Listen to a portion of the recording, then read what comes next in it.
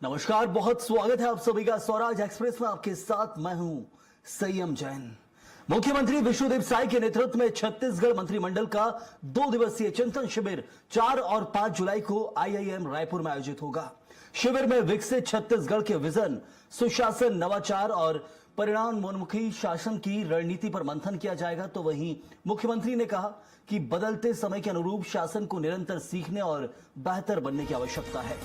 शिविर का उद्देश्य पारदर्शी, उत्तरदायी, संवेदनशील और नागरिक केंद्रित प्रशासनिक कार्य संस्कृति को मजबूत करना है।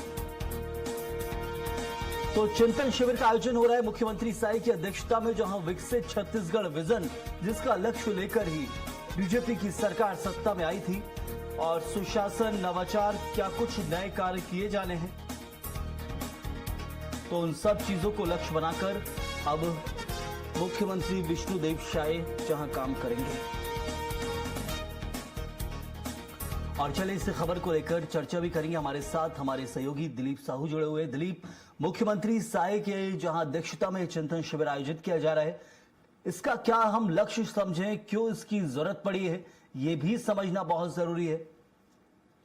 जी बिल्कुल संयम जी, शासन का सरकार की ओर से जो बातें सामने आ रही है उनका एक उद्देश्य है कि विकसित छत्तीसगढ़ के विजन पर रणनीति तैयार करने के लिए ये साय, मुख्यमंत्री विष्णुदेव साय के नेतृत्व में पूरा मंत्रिमंडल 2 दिवसीय चिंतन शिविर कर रहे हैं। इसमें मुख्य रूप से 2 बार और पहले हो चुका है चिंतन शिविर। 2024 में 31 मई और 1 जून को हुआ था, और इसी तरह 2025 में 8 और 9 जून को हुआ था। छत्तीसगढ़ का जो विजन है उसकी रणनीति को लेकर ही बात कही जा रही है। और इस शिविर में अलग अलग विषय विशेषज्ञ, अलग अलग क्षेत्र के लोग इसमें मार्गदर्शन करेंगे मंत्रिमंडल के सभी सदस्यों को। इसमें पहला दिन जो के कार्यक्रम की जो शेड्यूल आया है उसके मुताबिक शिविर की शुरुआत मोटिवेशनल स्पीकर और आध्यात्मिक गुरु है गौर गोपाल दास के नेतृत्व में। गौर गोपाल दास जी जो बताएंगे उसमें नेतृत्व और जीवन मूल्य पर व्याख्यान के साथ शुरुआत होगी इसकी। इसके बाद अभय करंदीकर जी है जो भविष्य की शासन व्यवस्था में उभरती प्रौद्योगिकियों की भूमिका, और नीति आयोग के जो सदस्य है डॉक्टर रमेश चंद, वे कृषि और ग्रामीण अर्थव्यवस्था पर अपनी बात रखेंगे।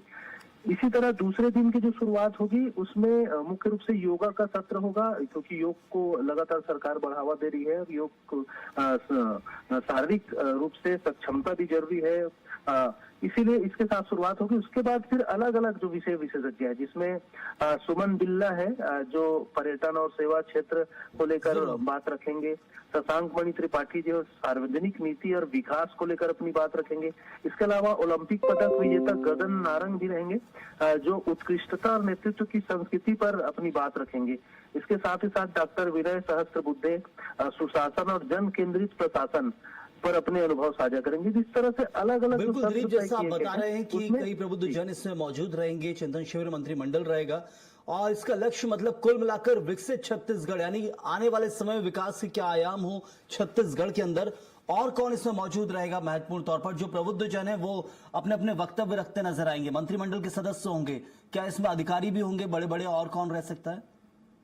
जी बिल्कुल, अभी जो बातें सामने आई हैं उसमें मुख्य रूप से मुख्यमंत्री के अलावा दोनों डिप्टी सीएम और सभी मंत्री गण रहेंगे। इसके अलावा मुख्य सचिव रह सकते हैं, मुख्य सचिव और कुछ आला अधिकारी हैं जो मुख्यमंत्री के प्रमुख सचिव सुबोध सिंह रह सकते हैं, मुख्य सचिव विनय विकासशील जी रह सकते हैं। इसके अलावा कुछ और चुनिंदा जो अधिकारी है, आला अधिकारी है, वे इस चिंतन शिविर में मौजूद रहेंगे। इसके अलावा डीजीपी भी मौजूद, उनके भी मौजूद रहने की संभावना है।